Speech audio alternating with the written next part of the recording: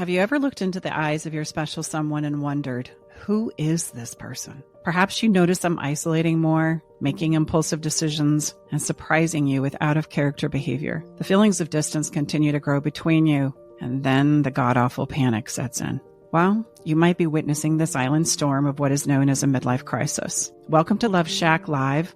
I'm Stacey Bartley, your relationship guide through life's most intricate moments. Alongside me are my co-host and lover Tom and our insightful daughter Brooke. We've created this sanctuary for souls like you, standing at relationship crossroads, feeling the tremors of daily conflicts, and yearning for a bond that's genuine and enduring. But what truly happens when midlife knocks on our doors? Why do 22% of marriages dissolve during this phase? And how can you, as a partner, bridge the growing emotional chasm? Today, join us as we unravel the mysteries of midlife, shatter age-old stereotypes, and discover the silver linings amidst the storm. Because while midlife can be a crisis, it's also a gateway to rediscovery.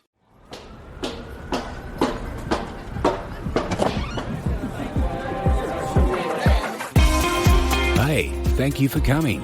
Welcome to the Love Shack. Today we're going to be talking about holding hands through this midlife storm, the crisis, change, and relationship resilience, and we're going to teach you how to navigate through it. So take my hand, let's jump in, and let's begin by talking about what midlife crisis really is. So midlife crisis gets kicked around. I remember it as a young kid myself. I remember my mom thinking that my dad was going through a midlife crisis. I remember her using those words at our kitchen table. I remember thinking as a youngster, like, what the heck is that? It doesn't sound so great. But quite frankly, I noticed my dad was having a heck of a great time. Like all of a sudden, he was doing these things that as a kid, I thought were phenomenal. Like we'd go to the dump, he'd throw us in the back of the truck, peel out of there as we're all getting tossed around. Of course, my mom would be horrified. And yes, he did buy a new car. Yes, he did dig holes in our backyard and turned it into a golf course. Like, there were some interesting things going on. And now that this is my field of expertise, I understand a whole lot more about midlife crisis. And as I look back in my own life, now that I'm looking at 60, I realize that there's been things that maybe I've been through that I can relate to in this place. And I certainly have several clients who are in this phase currently as well. So first of all, it's not a diagnosis. I want you to understand that. Second of all, I want you to realize it's a time of reckoning. It really is a moment in our lives where we probably had kids, a career of some sort. We've been grinding on things for a really long time. And then all at once, we get dissatisfied. And the reason why we get dissatisfied is because we really, in our mind's eye, when we were 19 and 20, we thought we were going to be in a very different experience when we're 40, 50, 60. And we go, hey, wait a minute. This isn't the picture I had painted. Like, really? Is this it? I thought time I was 40, 50, 60, I was going to have a lot of things figured out, be in a very different place. And I thought that I was going to feel more fulfilled than I do after checking all these boxes. And then the wrinkles set in, the balding sets in, right? We start to get kind of speak for yourself. We start to get like the aging middle, right? There's a lot of changes that we go through mentally, emotionally, physically, spiritually. And there's a place of crisis there where we're literally having to re-identify who am I now? And what is it I have to look forward to in the future? And that day of reckoning hits us right where it counts, right in the old emotional feel goods. And when I'm going through it, yes, I can start to become very sporadic. I can start to be very impulsive. I can be reactive, angry, acting out. I can blame other people, point fingers. I go through a myriad of emotions trying to make sense of what the heck just happened. And let's be honest here in the Love Shack, right? We were told a lot of things that sounded like really good ideas. But then when we did them, they maybe didn't go the way we were told it was going to go. And that creates a tremendous amount of disappointment and regret and frustration and almost an undertow of betrayal that also needs to be rectified within us. Yeah, it's that story where,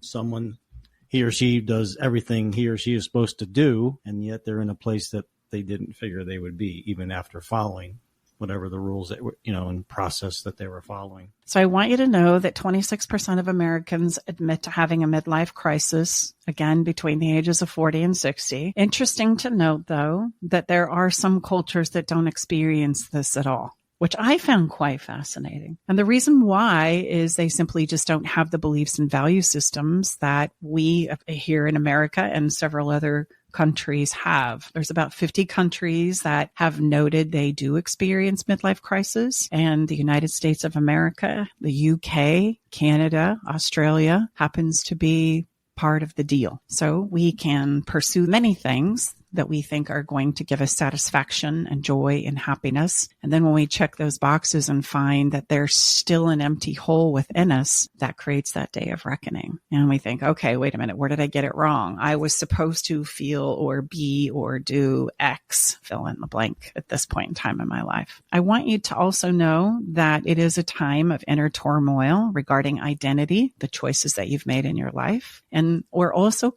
contemplating mortality.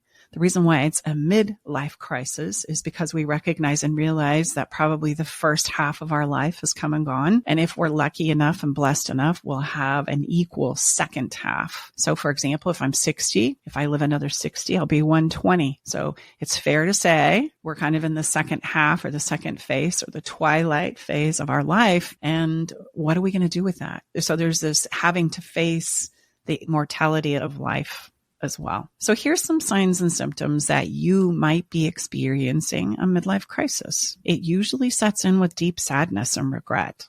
There's a 55% report of people feeling regret, because as I look back, when our brains can do this to us, I look back and I go, oh, if I would have just made this decision right here, that must have been why it didn't all work out. That's it. Or I would say I didn't give it more of an effort in a particular situation or challenge. I would say, especially in the relationship part of life. If I, well, in the financial part of life, maybe career. In the health and fitness part of life. And I would say in all phases of our life, we're looking back to try and find the answer to the why question that's spinning in our minds. Like, why didn't this work the way it was supposed to? Oh, it must have been that bad financial investment I made. Oh no, it was, I should have married Sally and I married Betsy instead. Oh, please. And I just want you to know it's none of those. There is not any one decision in your life that's going to make everything else fall into place, because life does not work like that. There is something for you to learn when you look back that you can make adjustments and corrections to, even though you're in the future decades. There's still things that you can learn from your behavior, from your decision making, from your choices, from the exploration of those things that you can do now, you can implement now. Even with your kids, I do it with my older kids all the time. What did we miss out on when you were young? Well, let's do it now. We can do that with our lovers or even past lovers. What do you miss from a lover? Well, do it now with whomever you're with. Like, these are things that I want you to know and understand. It's not about, oh, I made that big wrong decision there. It's about, what did that now perceivable wrong decision teach me about what I can do and implement now in my life? And for all of our young listeners, thank you. I've been talking to a lot of you all on our clarity calls. Thank you so much for joining us. There can be some really good insights, in these lessons that we're all learning together about midlife. So potentially this might not be the same process and experience you go through in your midlife. Stay with us. We'll be right back. Navigating the silent, complex moments of separation or your partner's need for space can feel like walking through a maze without a map. If this sounds familiar, know that you are not alone. This journey, filled with uncertainties and introspection, requires a gentle, understanding guide. Hey, I'm Brooke from Love Shack Live. We see you, and more importantly, we get it. That's why we created the Separation Support Bundle, a collection of resources designed to not just guide you through separation, but to offer comfort and clarity during these times. Our separation guide offers insights and support to help make sense of your emotions and the process of separation. And for those moments when words escape you, our guide on 10 texts to send when navigating space provides thoughtful prompts to help communicate with compassion, plus a soothing separation meditation to help ease the overwhelming moments. Because sometimes all we need is a starting point, or a way to start feeling okay again. Remember, you don't have to journey through these complexities of separation alone. Our separation support bundle is here to accompany you, guiding you towards healing, understanding, and most importantly, the renewed sense of self. Visit stacybartley.com/bundle today to access your free separation support bundle. At Love Shack Live, we're all about exploring the real stuff that relationships bring, the good and the challenging. So let's tackle this together, because even in the hardest times, there's hope, growth, and yes, even love to be found. I know she's probably going to talk about this, but there's a interesting article we came up with during research about the differences in a millennial midlife crisis compared to a boomer midlife crisis. Excellent. Okay. Yeah. In fact, as we're talking about signs and symptoms, I was going to interject it later, but let's do it now since you brought it up, Ricky, being that you're a millennial, right? What's fascinating is, us baby boomers banging on our millennials that they don't know how to work and they don't have the right priorities and they're not doing things the way that we did it in our generation. Well, what millennials decided to do, and a lot of them have this conversation, is they're not in pursuit of the house and the million kids and some of the highfalutin living. They want experiences. They're exchanging money for experiences. So they're likely to travel more. They're likely to take retirements, quasi 6 to 8 weeks, 90-day retirements from the moment they started their careers all the way through, right? There's an exploration factor and an inspiration factor that they've been able to realize is important. And so it's fascinating to note that as they're coming into their 40s and mid 40s, that they're not struggling with a lot of that reckoning that those of us who put our lives on hold for, to raise our kids, to buy the mortgage, to grind out a career that we didn't really want in the hopes of being able to at some point in time have that moment in time, their refusal to do that has them living in those moments now. And I think that's fascinating. It's kind of out of necessity too, because the economy is much different from when you guys were growing up. So a normal job, it was no problem for you guys to buy a house. Dad, you didn't have a fancy job, but you also didn't have a problem buying a house for us. And that's impossible now. Basically, anyone who lives in California where you guys live and they had a job like I have, I mean, I make pretty good money, but I would not be able to buy a house if I lived in California. And I'm almost 40. I'm 37. I've been talking to my friends about this, and I would say the majority of my friends my age and my cousin Jordan and my brother Dustin, who are just a little bit younger than me, none of us have kids. It's weird, because 10 years ago, people my age would have had 10-year-old children, at least. Mm-hmm. So it's just interesting to look around and see that I am not in the minority by being 37 and not having a child, at least in my friend and family group, which growing up, I never would have imagined that I would be 37 and childless. And it's not by choice. I'm having trouble having a child, but for other people, it is by choice. And it's either because the economy sucks or they're just deciding that they're not going to have kids or they're waiting longer. It's all those reasons, but it's crazy how big the difference is between our generation. Yeah, very much is.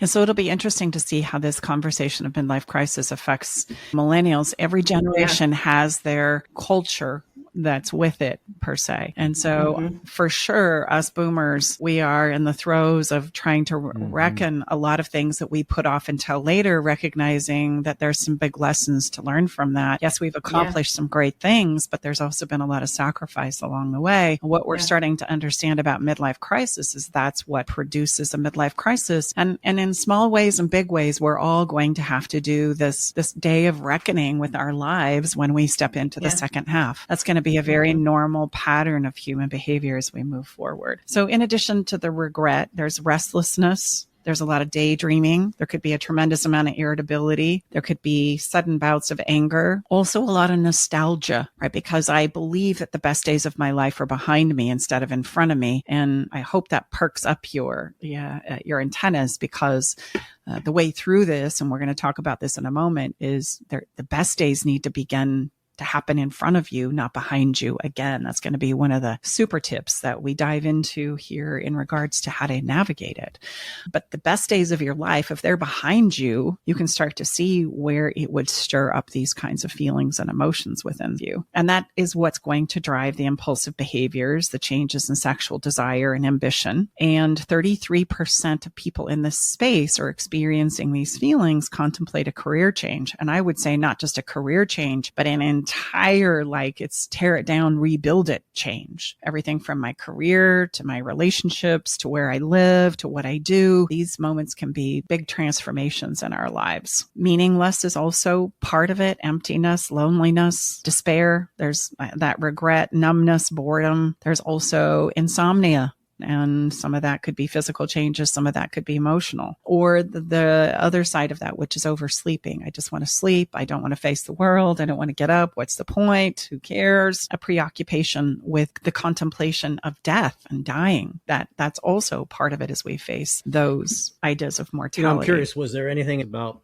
relationships or marriages not lasting in this particular phase? Yeah, remember in the opening, Mom 2 said 22% of marriages dissolve. Thank you. I missed that one. Yeah. Yep. That's pretty significant. It is. It's almost a quarter. Well, and unfortunately, it's not common for us to go through this experience together. Again, this is more of an individual reckoning. We don't realize that what is a relationship? Let's just say it here. Co-creation. It is a co-creation. Yes. So there's a little bit of me and a little bit of you. And so if I'm going through it individually because of needing to rectify some conflict or these things that we've touched on here in the introduction, then you can start to see that's going to absolutely rock my co-creation as I try and decide. One of the biggest stats in there was 68% of couples reported feeling distant from each other. Well, and I just want to point out as much as possible that we want to normalize that because I can't re-identify with myself, right, when I'm caught up with you. So I can't co-create with somebody if I don't understand myself and how to show up in what I'm doing. It's going to create a tremendous amount of overload and overwhelm. So hence the need and the internal desire to pull out and away for a minute. Let me kind of figure me out. We hear this a lot. And then I'll decide how and when I need to re-engage with the co-creation because right now I can't do it. I can't do it for me and I can't do it for you. And if I've got to choose between the two, I think I got to start with myself. And that's going to be a survival mechanism that goes off in us as a human being. So I'm hearing and seeing, would there be some parallels on, we just had a wonderful 3-episode series around space. So if I hear it correctly, this is one of the persons in the marriage relationship seeking space, but from perhaps a slightly different dynamic. And energy. The signs and symptoms are going to be very similar. If I'm going through a challenge in trying to find myself and something's not working, you can say and see, hopefully, that the narrative is very common. What's the problem? The problem is I've got to rectify some things inside of myself. And as I do that, it's very difficult for us to do that while maintaining a status quo. That's because of the principle of contrast that we teach a lot in our private clients. I need some different contrasts so that I can see and understand me and identify what works and doesn't work for me. And all I know right now in this co-creation is it's not working for me. And my brain is going to start to try and find all kinds of reasons as to why that's the case. But to figure it out or to get a sense of clarity for myself, I create a change, which is the separation part. And now I get to identify how I feel, what's going on for me. And then I also get to get consumed in my own thoughts and feelings. However, that's what the drive is. That may not necessarily be what I do. If I am challenged with wanting to confront myself, or I don't know how to go about, so shall we say, figuring me out, what we're going to do as a human being is we're going to act out instead. So that is my defense mechanism of even sitting with me. And if I don't feel like I'm courageous enough to face off with me, or I have no idea how to do it, or both, I'm going to act out the emotion instead. And so we see more demonstrations of that than somebody truly doing what it is they say they need on the front side. Hey, I need space to figure me out. I don't know who I am anymore. I'm going through a really difficult time. Please support me. And then the next thing you know, they're traveling with their girlfriends and their guy friends, or they're doing the big fishing trip, or they're buying the vet, or they're on the dating app. And you're like, what the heck? I thought you were supposed to be figuring yourself out. And I just want you to know, and I'm going to say this again, confronting ourselves is the most challenging, courageous work we will ever do. It's almost like we have to explore and exhaust everything else before we finally go, okay, the pain is bad. Okay, I'll do it. I'll look at myself. I'll evaluate. I'll do an exploration. I'll do that thing I know I've needed to do for a really long time and just really build a relationship with me. My question is, I see why this is so frustrating for the person who is not needing space or the person who is not going through a midlife crisis, because they're like, why the hell did you not figure this out at the beginning of our relationship? Or why were you not expressing these things for the past 20 years or even the past year if we're in a newer relationship? Why did you leave all of this figuring out to right now to the detriment of our co-creation? And now you have to leave the relationship to do this. And I have to sit here in pain because you didn't take care of your business. Mm-hmm. That's frustrating. For sure. And that's because of the principle as a human, I don't know what I don't know. And there was probably 10 years, a decade or two, sometimes even 3 decades where I thought, really, if I was either the person in charge and just run the show, or I was the person who just pleased my partner and my family, then everything was going to work out and everything eventually was going to be okay. Like that was the most loving thing I could do, only to find myself decades later in a major emotional crisis myself, right? Either of regret because I realize I've been a controlling a-hole, or I'm in a place of just completely dismantling, right? Because I've given too much and now I'm a shell of myself and I don't know what to do about it. And I could say I'm hearing examples of all of that on my clarity calls for sure. Yeah, and in the comments. And in our first Love in Limbo sessions. Yeah. Examples of all of both sides of that. Yeah. People saying, oh my gosh, I feel terrible. I understand why they left me. Been terribly gone and just ignorant to the fact of not meeting their emotional needs. Or I realize he or she has been people pleasing and has not and done everything and has not gifted themselves any time to truly advocate, learn how to advocate for their own wants and needs. I can clearly see that now. And that's just to say there's no way we can be in these places and at some point in time not feel the accumulative effects of that over time. And we just didn't know what we didn't know, right? Until it's in crisis mode. It's kind of like the health analogy that I love to go back to just because it helps make so much sense sometimes of the emotional journey, in that we can know that maybe there are some things that don't really work or function really well in our body, but we just, for example, have stomach issues, right? So if I just keep eating ginger and drinking Alka-Seltzer and taking my Tums, that somehow this is just going to be okay until I get down the road and I've got some serious digestive issues, right? I've got colon cancer, I've got gallbladder issues, I've got reflux, I've got the myriad of things that can go awry there. And oftentimes it's just because we didn't know what we didn't know. We thought we were managing it and doing the very best we could and didn't realize, actually, no, I was perpetuating this thing that's going to turn into a bigger thing down the road. I just didn't know. I didn't know. And I know that doesn't give a lot of grace, shall we say, to the person who's like, look, I didn't have any part of this and my life has completely been derailed. And now I just have to wait for you, you know?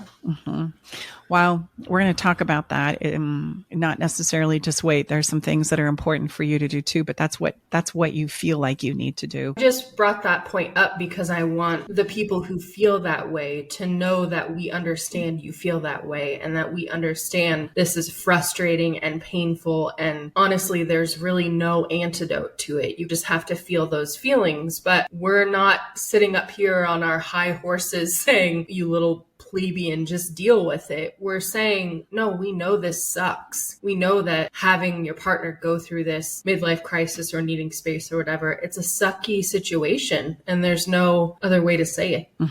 Common triggers, or shall we say things that set these kinds of thoughts off or create this moment of crisis within us as a human being could be things like physical changes, right? Wrinkles, hair thinning. I'm realizing, oh my gosh, all right, I'm getting old. I look in the mirror and I go, oh my gosh, I don't even recognize you anymore. Who are you? That can start those wheels turning, like, who am I? I can be diagnosed with some kind of a health concern that causes me again to contemplate my mortality, what I've done with my life. Where am I going? How do I make the best use of my time going forward? And we've touched on this one too, which is just reflection on the past. My partner maybe makes a choice and a decision, which can be be looked at as a good thing or not a good thing, depending on how I'm willing to accept what's happening. And that causes me to reflect on past decisions and choices, things that maybe I can do better and didn't do so great in the past, but that I can start doing in the future. And then changes in family dynamics too, right? Changes in career, those types of things. Kids leaving the home, for example, and now we're empty nesters creates that feeling of, whoa, now what do we do with ourselves? I don't even know you. Or, whoa, I've just retired and I don't know what to do with myself, right? Where do we go from here? Even things that don't end up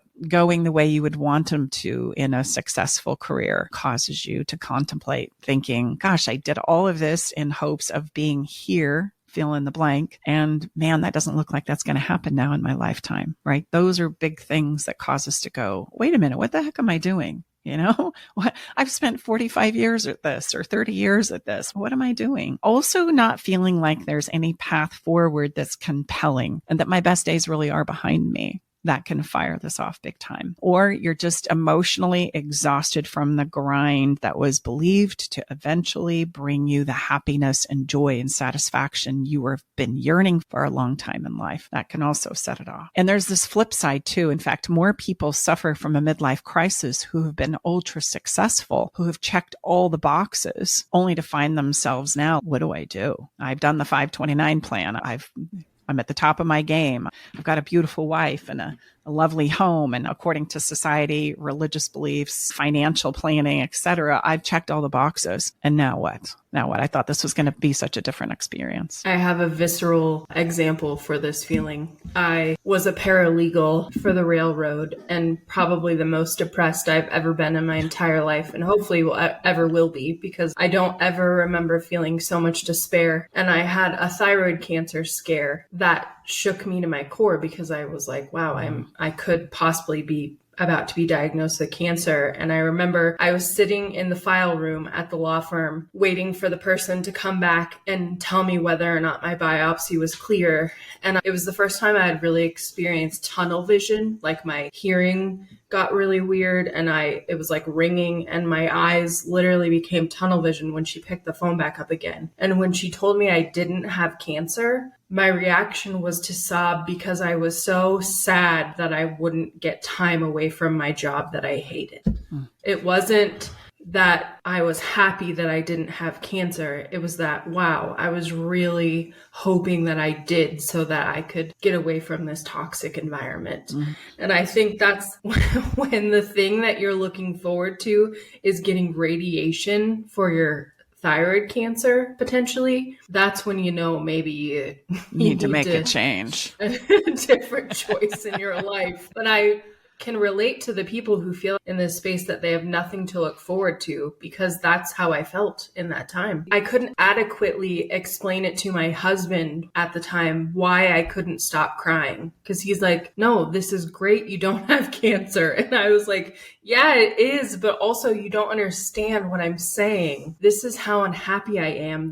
That's such a fucked up thing to think. And how long after that diagnosis did you no longer stay at that position? I think like a year. I just want to layer on now, because I think a lot of people can relate to this. Let's layer on why you felt so stuck. Because when you say your husband at the time couldn't wrap his head around why it is you were so sad, he loved that you worked for the railroad. And I know that he loved to brag about the job and the position that you had and the money that you were making. And he had some dreams that this was going to help him fulfill and take care of too. And so you feeling stuck at the railroad, I'm sure had a lot to do with you also not wanting to disappoint your husband. Yeah. And so that's how these things can play out. Oh, yeah. I mean, from the outside, that's a very, very significant position that you were offered right out of paralegal school. Yeah, and I was young. I was only 24 years old, and I had a great job that was basically set for life. Exactly. You know? As one of my wonderful friends used to always remind me, things don't always appear as they are from the outside. Very seldom. So, you know, those are the impacts that we do these things for sweetheart reasons, right? There's a sweetheart message in there that he was proud of you and that he felt like, oh, this is going to really help us create more of what it is we want in our co-creation. Your family. Yeah. All of those things. All of those things. And so then you start to take on the pressure of needing to make good on this. And then you start to break down. And then you think for a while, I'm sure, oh, it'll be fine. I'll just grind grind it out. It's just a bad day. It's just a bad day, only to find yourself years in it going, I would rather do radiation than go to work. Okay, maybe we need to have a conversation about that. Well, Mom 2 and I are not happy that you had that situation, but we're happy that you left your position because now Brookie's with then us. she works with us.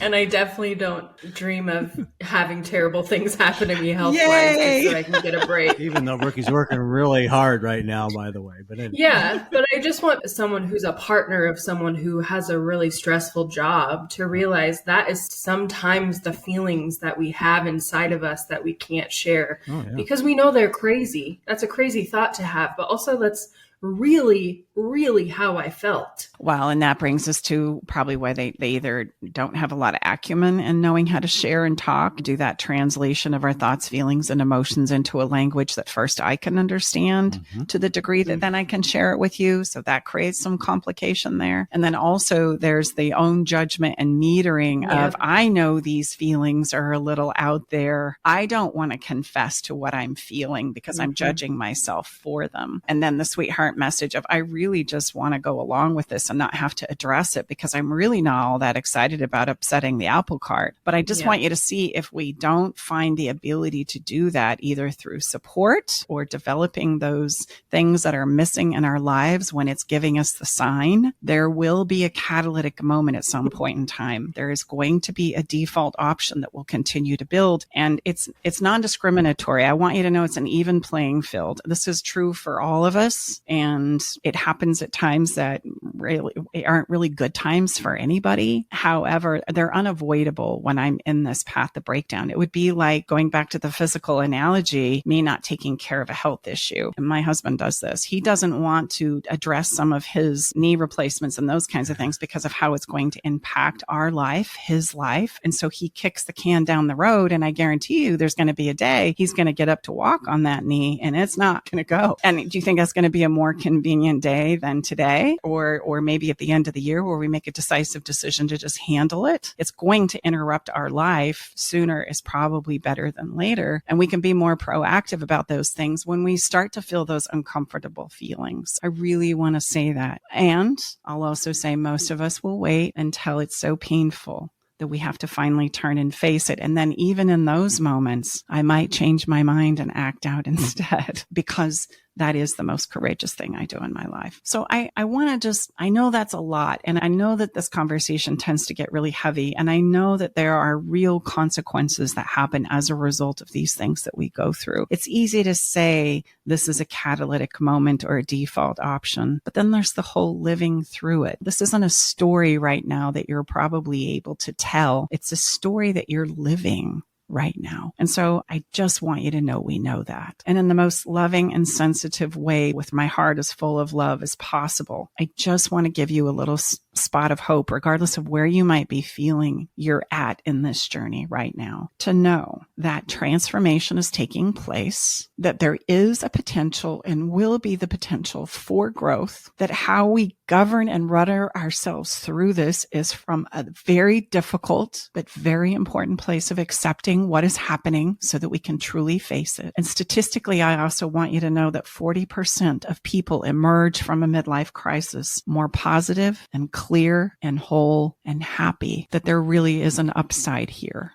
So they used it for transformation. Yes. And we can do it kicking and screaming, or we can embrace it and try and do it with a bit of grace and understanding. 70% also say that the significant changes that they made at this point in time in their lives created more happiness and joy later. So there's good news here. Yeah. There really is good news. I like to think of it as the house that was built 60 years ago, and then somebody comes in, decides they're going to do a revamp, a total remodel, a gut and go. And that gut and go is messy and ugly. It has all kinds of twists and turns in it, but it's glorious in the end. It's beautiful. It's a beautiful place I want to live and hang out. And I get complete with a lot of the things that happened in the first phase of my life. And in that completeness, it gives me some really wonderful lessons that I've earned for the second half of my life so that I can enjoy the preciousness of the life that I have left. So here's some coping strategies that I want to give you in order to rudder what we've just described as that transformational moment. The common lessons that are learned in this space are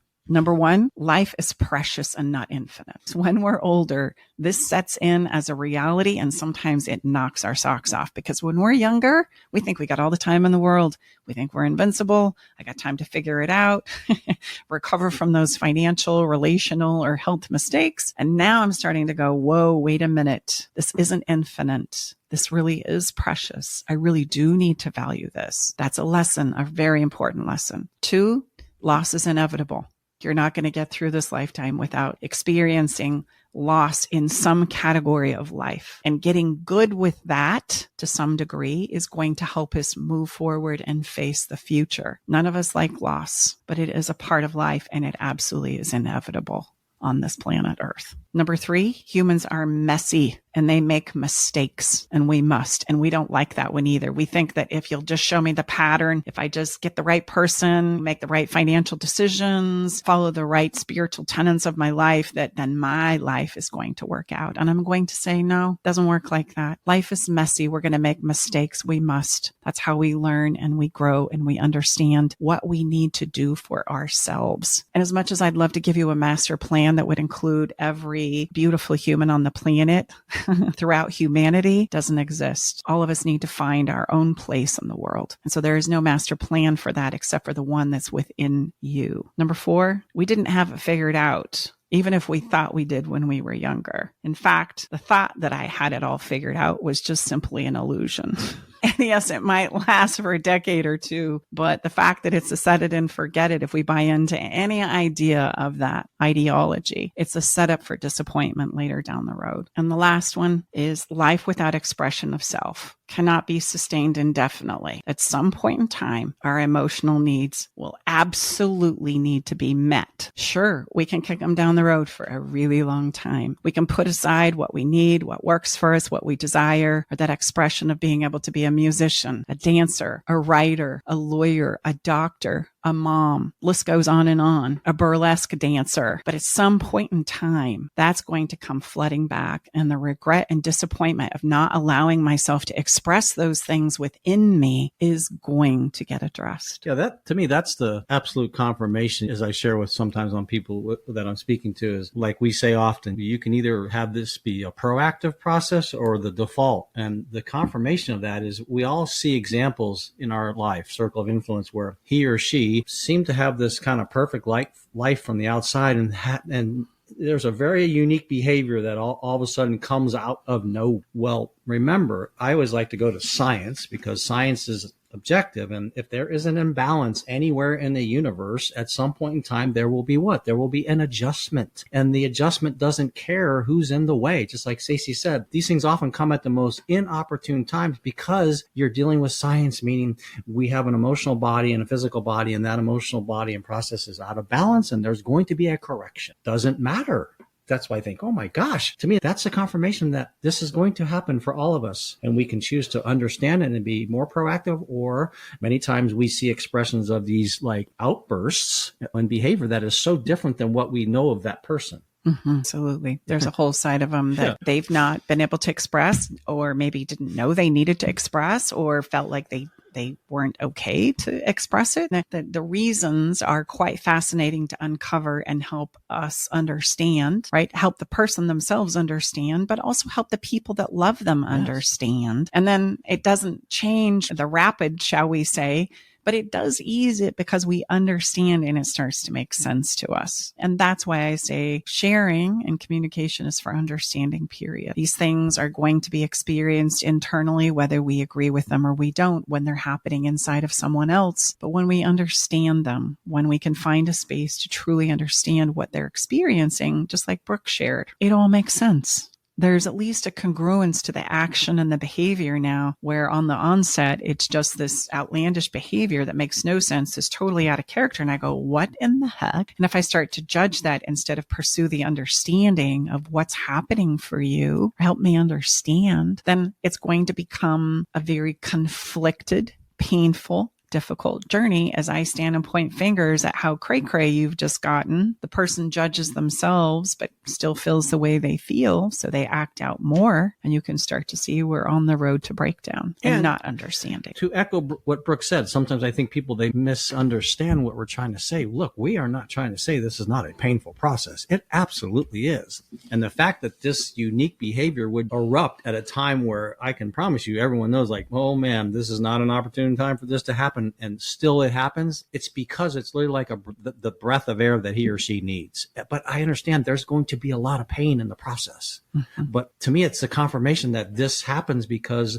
there's no other outlet, and there's going to be a correction that has to take place like right now. Yeah. You know? So here's some things I want to give you to just step into it. If by chance you're the one that's going through this, here's some things that you can do to just embrace what's happening and without judging yourself too harshly. I want you to understand and know the more you judge yourself for where you are and what you're emotionally experiencing, the more you're going to act out. So the first thing I'm going to encourage you to do is accept, understand, and embrace where you are, and do your best to create and maintain a new sense of purpose. Learn and explore new things that bring meaning back into your life. There needs to be a place where you understand, no, the best days of your life are ahead of you, not behind you. We need to find and discover what that is. I also want you to know that 75% of people going through this process found that talking to friends was exceptionally helpful. So I'm going to encourage you to revisit old friendships and even create some new ones. You need a community. Prioritize your self-care. Why would I say that? Because self-care demonstrates that you value yourself, and you need to value yourself right now, not kick your fanny for all the missed opportunities, disappointments, bad decisions.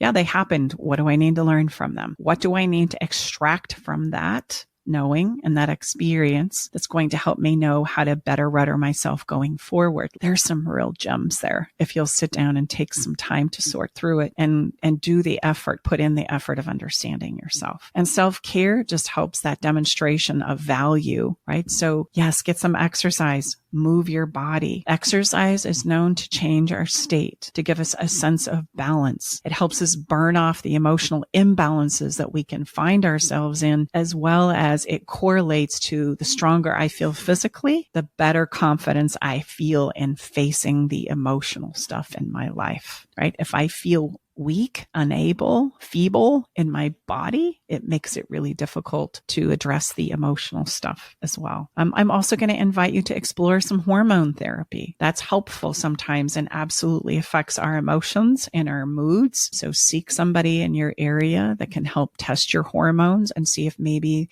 that's something physically that you can do to give yourself a boost, right? Help you sleep, etc. And I would just echo, that's male and female. Mm-hmm, very much. So I would encourage you to also do a physical, right? Meet with your doctor. Make sure that a lot of these things that you're experiencing that absolutely can affect your mental and physical well-being, do a physical, so that you can put your own mind at peace and at rest. Why not do that? And then start treating your body better, moving your body and moving it in ways that makes you feel good. I'm not telling you to go to a hardcore exercise class. I'm telling you to go hiking. I'm telling you to go dancing. I'm telling you to walk with your friends. I'm telling you to do any manner of moving your body is very good. And then there's this one. And this one, for most of you, are going to go, oh, really? And I'm going to go, yeah, really? It's probably the thing that you've known you've needed to do for a really long time, but you just won't do. You got to sit your butt down and you got to breathe and you got to hang out with yourself for a minute, and you have to be with your thoughts and you have to sort through your feelings, and you have to be able to not try and change them, try and understand them, be able to translate your thoughts, feelings, and emotions into a language that you can understand, because it's going to help you understand yourself. And that, my friend, is where the clarity you're seeking lies. And yet, for most of us, it's the last thing we want to do. It's the creation of white space, the creation of being alone with me. Sometimes that can be a very terrifying place, but I'm telling you, it can be the most treasured place within you. So I'm going to encourage you to do that. Start small. Give yourself 5 minutes, 10 minutes. Sit your butt down. Breathe. Bullet point. What am I thinking? What am I feeling? Date it and be done. Do that a couple of times a day. Be with yourself while you're moving your body. Go for a walk alone, etc. Go for a bike ride. Spend some time with your own thoughts. Right now, with our digital phones, there's always something to distract me from me, and we become emotionally constipated as a result. So that white space, getting off social media, giving yourself some time to think and digest and process down, where the heck am I? What's going on with me? Is one of the most valuable gifts you're going to be able to give yourself. And then my last thought here, remember, impulsive decisions and behaviors have long-lasting consequences for you and your loved ones. So before you just engage in the old fuck it meter, I'm just going to do it anyway, I'm going to encourage you to sit on it for a minimum of 24 hours. And then I'm going to encourage you to tell somebody about it, run it by somebody, resist the temptation to do it in the spur of the moment. Give yourself that pause to truly think it through. And now, before we sign off on this session today, I also want to give some tips for someone who's supporting someone who might be in this place. Oh, good. Yeah. Good.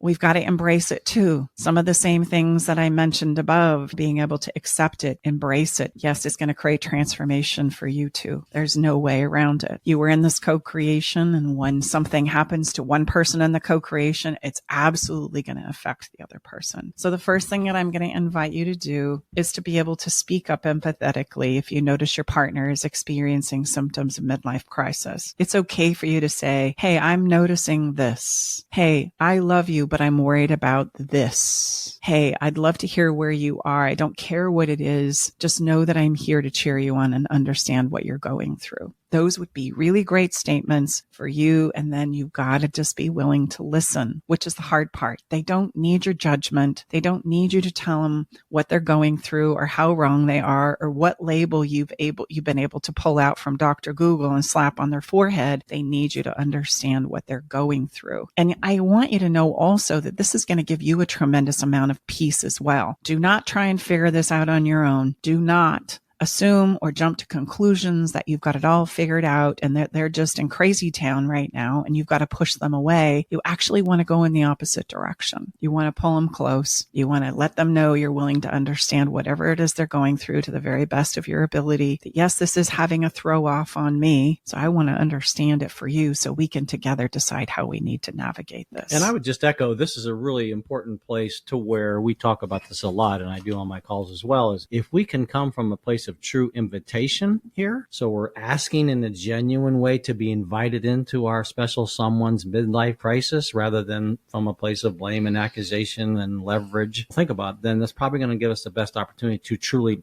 share in this journey that Stacey just suggested. That's probably going to be better for everybody, you and your person that's going through this. But if we don't come up from a place of invitation, I always remind people, isn't it different when we're invited somewhere versus when we're told we have to be somewhere? Those are very different. They're opposite ends of the spectrum. So the same as if that's how you're feeling when you're being communicated with. Invitation versus condemnation. Huge difference. Yeah. Which brings me to my next point.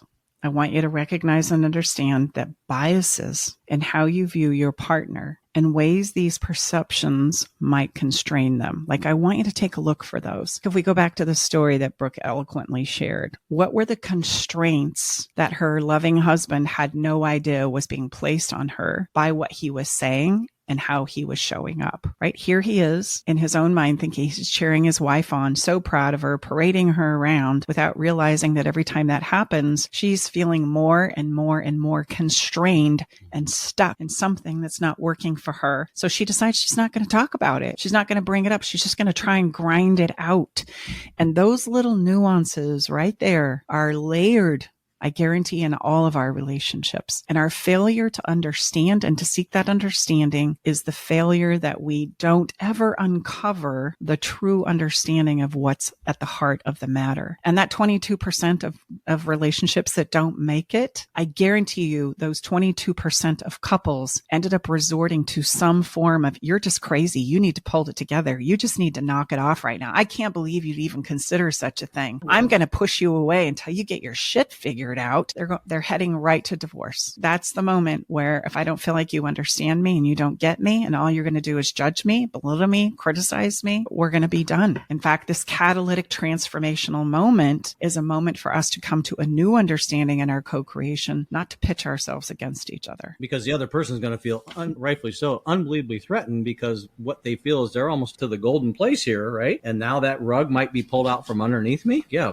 this is a very delicate situation, very delicate. By the way, when I quit that job, everyone thought I was insane, yes. Including my ex-husband, including my mom. Stacy is my stepmom, by the way.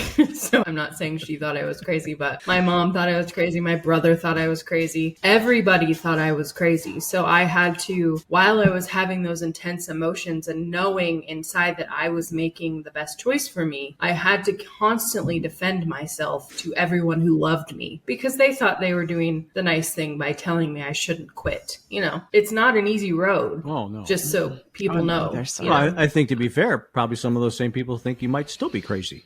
Yeah, they do. They do. But that's okay with me. Which brings me to number 3, encourage your partner to obtain some professional support, either alone or as a couple. As a couple might be a really great idea because midlife crisis isn't inherently bad. It's a time of evaluation and transformation. And so what better time to do it than to do it now while it's coming up and do it together so that we can evaluate what's truly here for us and how we go forward. I think that would be a really great idea. Also, are you going to share the stat about that? About what seeking professional help can do? Yeah, it's absolutely going to reduce the duration of midlife crisis by up to 50%. Like it will shorten the time overall. Well, there's a heck of by an half. ROI right there, if I might add. Wow. Yeah. Holy cow. Mm-hmm. The next thing I'm going to encourage you to do is affirm successes for yourself and the person you love and express appreciation to them and to yourself for all that you've come through, all that you've lived, all that you've created. It still counts. It's still good. All of those wonderful moments and beautiful children and career successes and beautiful belongings that are abundant in our lives. Be grateful for that and say so and recognize that even though we're going through a difficult time, that we're going to get through this too. So affirm the success here, even though it might be difficult, and be a supportive part and player in the new adventures and the exploration that is going to happen for your partner. If your partner wants to all of a sudden explore, fill in the blank, you don't have to do it, but you could cheer them on and support it. And that's going to create connection and togetherness instead of more separation. It would behoove you to think of those things. And who knows, maybe you need to shake up your own apple cart a little bit. Maybe it is time for you to do that zip line or parachute or go on a hike or go to the car show or explore some things that are new and different for you as well. I'm going to tell you that play and novelty piece has the power to reconnect you and to also help you discover aspects and places within inside of yourself you didn't even know were there. So affirm successes, express your appreciation, and be willing to take on some adventures and some change. And don't forget to take care of yourself too. Remember what I said earlier. You taking care of you mentally, physically, and emotionally is a demonstration to you that you are valued by yourself. Don't miss that. And as we're here and you're playing the support role that you've been thrown into at this point in time, remember that as the support role, it's going to behoove you to maintain a very full emotional gas tank. Otherwise, you're not going to have anything to provide support with. So resist the temptation of dumping all of your beautiful emotional energy out in anxiety and worry. And as I said, affirm the best, show up, face off, get help, get support, evaluate where we're at, where we're going, and the role that you're going to play in this as the support person. I want you to know that there is an abundance of research that shows deep, non-judgmental listening helps people heal and grow and transform. And as the support role, that is the very best role for you to play. I hope that helps you and gives you some ideas. As we wrap up this session, there's some things that I want you to keep in mind. And one of them is, yes, did you hear what I said? Help and support. A community of people who are going through this very similar thing reduces the duration of a midlife crisis by 50%. That's a huge number, right? I also want to emphasize the potential for growth. 60% learn valuable life lessons through their midlife crisis. Those ones that more than likely I mentioned earlier on in this episode. And I want you to approach this midlife crisis as more of an opportunity and not a crisis, because that's exactly what it is. It's an evaluation and a reckoning about my life thus far. But listen, it doesn't have to be held in the mentality or the view that the best days of your life are behind you. In fact, you can absolutely, if you'll dig through it and find and mine the gems, recognize that the best days of your life are actually right in front of you. And the combination of accepting the ups and downs of life and feeling less regret about the past is what's going to make life feel satisfying again, joyful, hopeful again. I hope this helps you. And listen, before I say goodbye today, or we turn to our follow the fun, I just want to mention that we've launched our tailor-made Love in Limbo support sessions. In these support sessions, we get up close and personal, guiding and walking by your side while you walk through the complex emotions and tough decisions. It's about addressing your challenges with empathy and compassion, and we're here to walk with you every step of the way. So I'm going to invite you to join a Love in Limbo session today, and you'll find all the information that you need to enroll in the show notes of this episode or by visiting loveinlimbo.com. It's time for you to step into a space of understanding and healing today.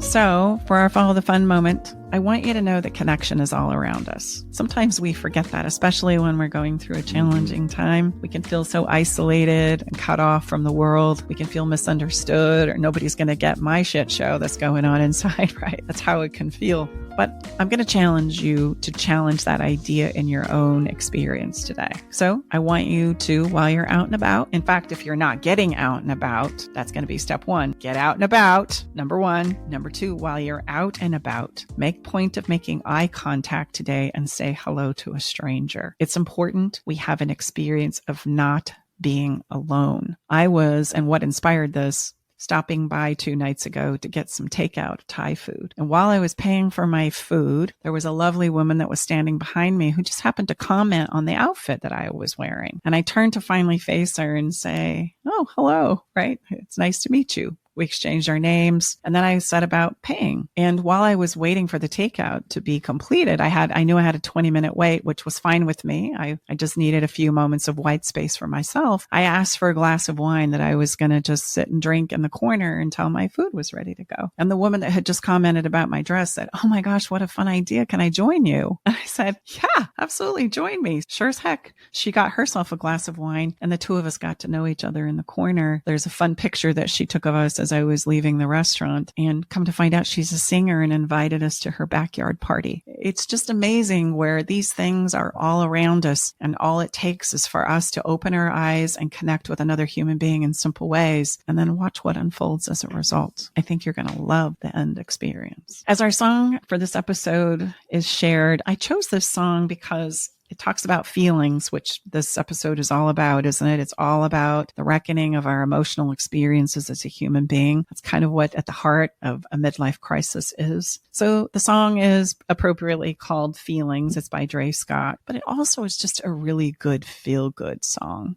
It's got some beautiful vocals, some beautiful instrumentals, and Dre he reminds me of Maxwell, babe. You know how Maxwell has that high-pitched voice, but he's a very handsome man? Dre Scott's kind of like that as well. So check it out. You can listen to this song on Spotify playlist, Love Shack Live. You can also listen to it on our website, staceybartley.com. It's a great song, and I encourage you to play it to give your heart and your soul maybe a little comfort that it might need today. I guess that's a wrap, babe. Anything else? No, please join us. This is a place of great challenge. I think the best word that comes to me as I've been doing my calls this week is delicate. When people are in these great places of challenge and pain and uncertainty, it's a delicate walk. Whatever side you're on, whether you're the one that's going through it, ask for the space, or you're the recipient of it, either place is difficult. It really is. We would love to support you. There's some real power in group. I mean, think about the traditions of sharing in group that I think is a lot of that's been lost now in our more modern culture. So this is what we're trying to do in these Love and Limbo sessions is let's all come together as a sacred community and learn and grow and get better at this thing we call love together. So I would love to have you join us. Thanks for being here with us inside of the Love Shack. And if by chance you've enjoyed this episode, please let us know by subscribing. Also, if there's somebody in your sphere of influence who's maybe going through a difficult time or some of the things that we've talked about in this episode today, please be a dear soul and share this information. We're really wanting to spread the word to support as many people as we possibly can through this very challenging journey. And know that we send our love to you, and along with the power to create and transform your life. May this episode, my heart's desire for you is that this episode helps you. We got you. And brings you some peace. Yes. Yes. And we'll see you next week inside the Love Shack. See you next week. Bye, guys. Bye. All right, it's time to leave the Love Shack. But before we part ways, we want you to know our door is always open and we'll leave the porch light on, ready to welcome you back whenever you need a dose of relationship wisdom. For more resources and tools, visit us at loveshacklive.com to dive deeper into the topics we've explored and find additional support for your relationship journey. Stay connected by subscribing to our podcast. Thank you for being part of our Love Shack Live community.